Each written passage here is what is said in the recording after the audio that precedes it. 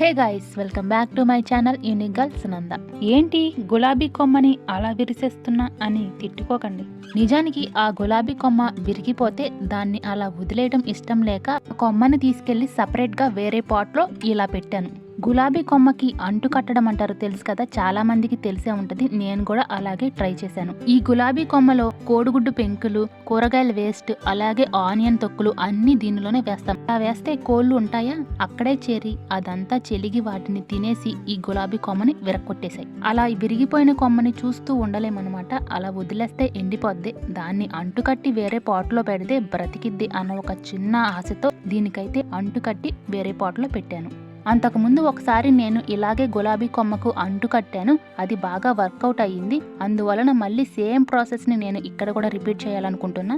First అయితే నేను ఆ మొక్క నుంచి విరిగిపోయిన కొమ్మని సపరేట్ చేసేసాను. నేనైతే ఈ మొక్క పెట్టడానికి నల్ల మట్టిని తీసుకుంటున్నా. ఇది కొత్తగా తోలించింది, దీనిలో ఏది పెట్టినా సరే త్వరగా బతికేస్తుంది.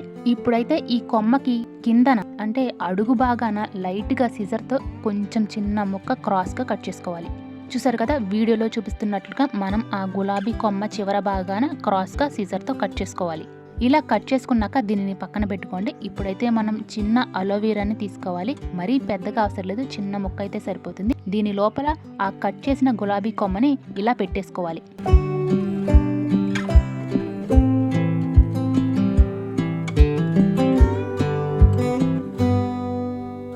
ఇప్పుడు ఆ అలోవెరాలో గుచ్చిన గులాబీ కొమ్మని తీసుకెళ్లి ఈ నల్ల మట్టిలో పెట్టేయడమే.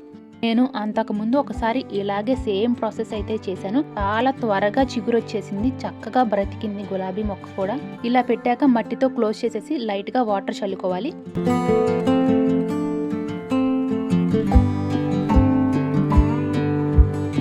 ఫైనల్ గా విరిగిపోయిన గులాబీ కొమ్మని వేస్ట్ చేయకోకుండా మనమైతే అంటులాగా కట్టి వేరే పాట్లో అయితే పెట్టేశాం.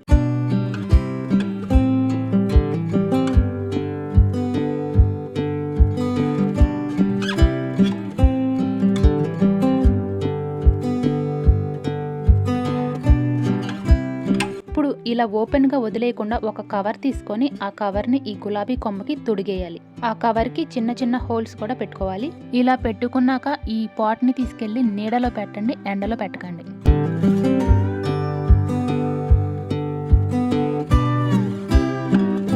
చూసారు కదా, ఇలా మనం గులాబీ కొమ్మనైతే పెట్టేసుకున్నాం. నేను మళ్ళీ కొన్ని రోజుల తర్వాత ఈ మొక్క ఎలా ఉంది అనేది నేనైతే అప్డేట్ ఇస్తాను. అప్పుడు వరకు మీరు మన ఛానల్ని సబ్స్క్రైబ్ చేసుకోండి.